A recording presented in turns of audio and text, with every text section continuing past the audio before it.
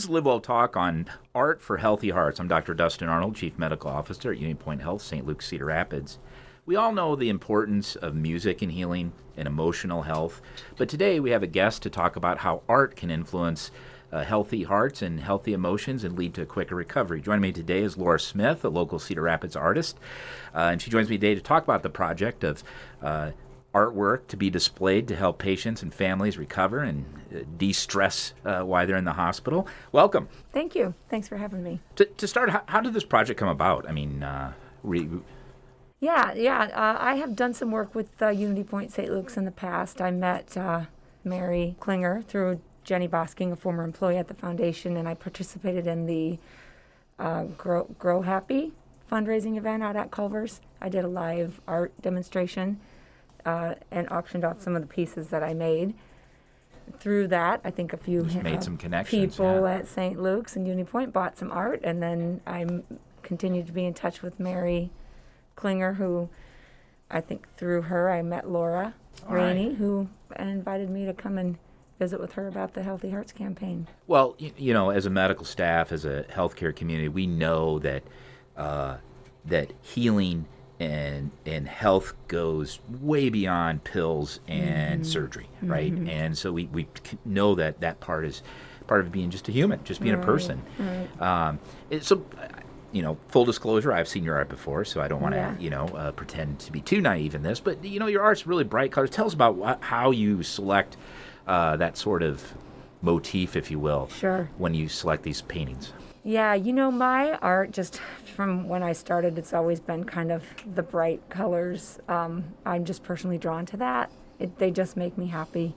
So I have been called a colorist. I didn't really know that term existed, but it's just a natural way for my art to kind of go in that direction. I do some neutrals. Those are usually a personal request or a commission, because I'm not sure if I have a piece of artwork that doesn't have fluorescent pink in it, even the neutrals. So color just comes out in my work very naturally.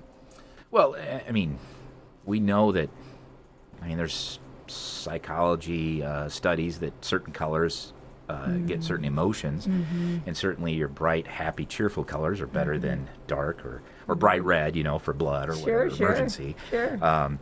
Now, I've been told that you were a nurse previously, so you had some healthcare experience and understand the healthcare continuum. Tell me about that. I started my nursing career in '91. Went right into hospital nursing. Pediatrics was kind of my area that I fell in love with. Stayed in pediatrics most of my career, Peds ICU, and then when I moved to Cedar Rapids from New Orleans, I worked at Mercy in their operating room with anesthesia. Okay. Yeah. So my nursing, that just growing up, I just always kind of had the tug towards helping people and making other people happy or comfortable, and I think that's kind of what art has become for me.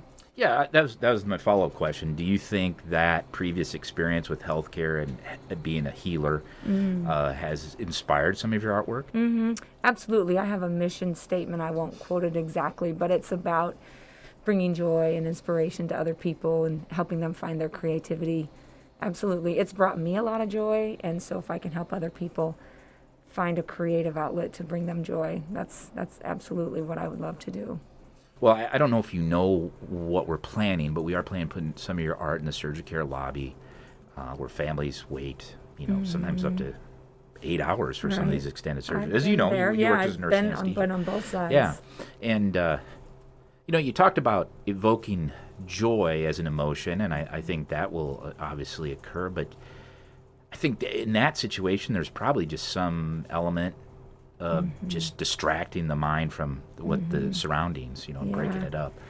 I was told that they would hang in a surgery care, and I thought a lot about that because I know that some of the people waiting there, it's not always a positive feeling. It's not having a baby joy, right? Right. So I do think for me, the marks in the art could be a distraction. They make me curious. Sometimes I walk past my own artwork and I kind of get close to it and think, how'd you do that? So it's kind of fun that way. But I also feel like it, in the shape of a heart, it can provide peace, comfort, and, that connection, and not just the joy and happy and love which love kind of covers all that too. So Right. I'm hoping that they kind of cover all the whole spectrum of emotions that people are experiencing while they're waiting. I definitely think that the piece that you did for the Duray show definitely evokes, at least in me, the concept of teamwork. Yeah. That you getting stuff done as a team, and I really like that. Thank you. Well, everybody has a story, and you started in healthcare, obviously, and but what's your journey? I mean, how did you what motivated you to pick up the paintbrush, and how did you get here? Yeah. Well, my story, I think, is a little bit interesting and different. I'll keep it short. But I started really from a place of kind of being lost and maybe a little down. I had come off a exciting few months of getting married and quit my job prior to that to sort of plan my future. And I came back from the wedding with kind of no real purpose. So I had a really good friend give me a book by Brene Brown called The Gifts of Imperfection. And with each chapter of that book, you have to do a small art project. I did the e-course along with that, being an adult learner and needing video. That was helpful, but I just, as soon as I did the painting projects, I just had this excitement and joy that I hadn't experienced in quite a while. And just from there, it went into searching YouTube, searching artists I'd seen on that e-course, taking online classes, taking in-person classes. I took a class at Kirkwood.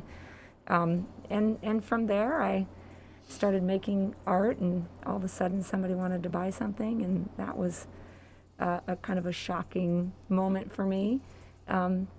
So that was about 10 years ago. And it gave me joy and so much happiness that it felt right to just kind of continue to follow that dream and make art.